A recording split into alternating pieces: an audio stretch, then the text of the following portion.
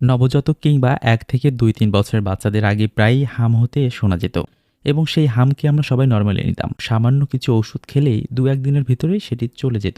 কিন্তু আপনি জানেন কি হাম একটি অত্যন্ত সংক্রামক ও ভাইরাসজনিত রোগ, যা খুব সহজেই ছড়ায়।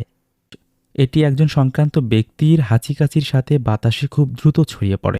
যদি কেউ হামে আক্রান্ত হয়, তাহলে তার কাছাকাছি ৯০% মানুষ, বিশেষ করে শিশুরা খুব সহজেই আক্রান্ত হতে পারে। বর্তমানে বাংলাদেশে হামের প্রাদুর্ভাব বেড়েছে। অনেক শিশুই আক্রান্ত হচ্ছে এবং দুর্ভাগ্যজনকভাবে কিছু শিশুর মৃত্যুর খবরও পাওয়া গেছে। আপনার শিশুকে নজরে রাখুন। হামের লক্ষণ সাধারণত দেখা যায় সংক্রমণের ৭ থেকে ১৪ দিন পর। লক্ষণগুলোর মধ্যে হতে পারে আপনার শিশুর শুকনো কাশি, নাক দিয়ে পানি পড়া, চোখ লাল হয়ে পানি পড়া, মুখের ভেতরে জিহ্বার আশপাশে ছোট ছোট সাদা দাগ, ৩ থেকে ৫ দিন পর শরীরে সাদা র্যাশ, প্রথমে মুখ, তারপর গলা, বুক, পিঠ এবং সম্পূর্ণ শরীরে ছড়িয়ে যেতে পারে। এমতো অবস্থায় দ্রুত ডাক্তারের শরণাপন্ন হন এবং দ্রুত চিকিৎসা নিন।